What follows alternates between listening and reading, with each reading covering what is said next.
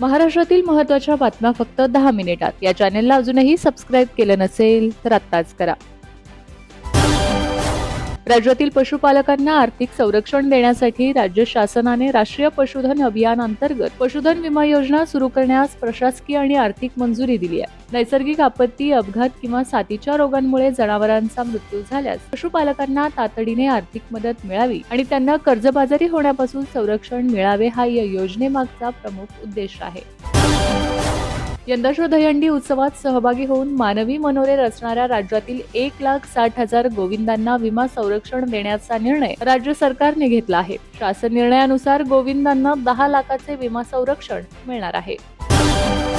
धोरणांची अंमलबजावणी करताना अतिउत्साह दाखवून थेट परवाना रद्द करण्याची कारवाई करू नका अशा शब्दात उच्च न्यायालयाने अन्न व औषध प्रशासनाला सुनावले आहे. फास मारण्यासाठी थेट तलवारीचा वापर करण्यासारखे असल्याचे निरीक्षण नोंदवत न्यायालयाने एफडीएच्या कारवाईच्या पद्धतीवर प्रश्नचिन्ह उपस्थित केले आहेत. तसेच या कारवाई मागील कारणे स्पष्ट करण्याचे आदेशही एफडीएला पुन्हा देण्यात आले आहेत. अॅमेझॉन रिटेल इंडियाच्या भिवंडीतील गोदामावर करण्यात आलेल्या कारवाईच्या पार्श्वभूमीवर उच्च न्यायालयात याचिका दाखल करण्यात आली होती. मुदत संपलेले अन्न पदार्थ वैज्ञानिक पद्धतीने नष्ट करण्याऐवजी किरकोळ बाजारात पाठवल्याचा आरोप कंपनीवर करण्यात आला होता. ठाणे जिल्ह्यातील पालिकेच्या रुग्णालयात डॉक्टरांना मारहाण केल्याचा आरोप असलेले शिवसेना नगरसेवक रमेश म्हात्रे आणि त्यांच्या साथीदारांना उच्च न्यायालयाने शुक्रवारी जामीन मंजूर केलाय. तसेच या प्रकरणाचा खटला जलद गतीने व विशिष्ट मुदतीत चालून पूर्ण करण्याचे निर्देश न्यायालयाने दिले आहेत. मात्र म्हात्रे आणि इतर आरोपींवर कडक अटी लादल्या असून या प्रकरणात दोषारोपपत्र दाखल होईपर्यंत त्यांना महाराष्ट्राबाहेर राहण्याचे आदेश देण्यात आले आहेत. रक्तपिशवीची HIV, syphilis, hepatitis B, hepatitis C तपासणी अनिवार्य करण्यात आले आहे. तसेच स्वतंत्र क्वारंटाईन व्यवस्था, नियमित सेल्फ ऑडिट करणे बंधनकारक करण्यात आले आहे. राज्यातील रक्तपेढ्यांनी नियमांचे उल्लंघन केले तर कायदेशीर कारवाई करण्यात येईल असा इशारा अन्न व औषध प्रशासन विभागाचे आयुक्त तुकाराम मुंडे यांनी दिले आहेत. पुण्यश्लोक अहिल्यादेवी होळकर शेतकरी कर्जमुक्ती योजनेच्या अंतर्गत लाभार्थी शेतकऱ्यांच्या बँक खात्यात रक्कम होण्यास सुरुवात झाली आहे. राज्याचे मुख्यमंत्री देवेंद्र फडणवीस यांच्या हस्ते शुक्रवारी राज्यभरातील 6,22,207 शेतकऱ्यांच्या बँक खात्यात 5,029 कोटी रुपयांची रक्कम जमा करण्यात आली आहे. कर्जमाफी योजनेसाठी लाभार्थ्यांच्या आधार प्रमाणीकरणाचे काम वेगाने सुरू असून महिनाभरात 80% शेतकऱ्यांच्या खात्यात कर्जमाफीची रक्कम जमा होईल असा विश्वास मुख्यमंत्री देवेंद्र फडणवीस यांनी व्यक्त केला आहे.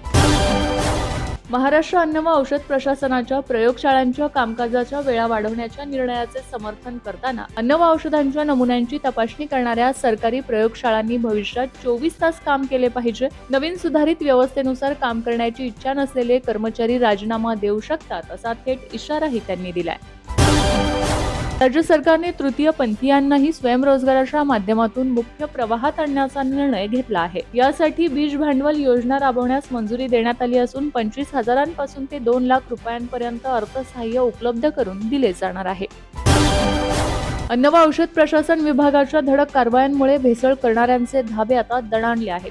बीड जिल्ह्यात केलेल्या कारवाईत एफडीएच्या पथकाने भेसळयुक्त तेल तयार करणाऱ्या 4 कंपन्यांना टाळे ठोकत त्यांचे परवाने निलंबित केले आहेत. या कारवाईत तब्बल 1,91 लाखांचे बनावट आणि भेसळीचे लाखो लिटर खाद्यतेलाचा साठा जप्त करण्यात आलाय. MIDC सह वडवणी, माजलगावात ही छापेमारी करण्यात आली. सर्वसामान्यांच्या आरोग्याशी खेळणाऱ्या भेसळखोरांविरुद्ध अन्न व औषध प्रशासनाने बीड जिल्ह्यात आतापर्यंत केलेली ही सर्वात मोठी धडक कारवाई आहे.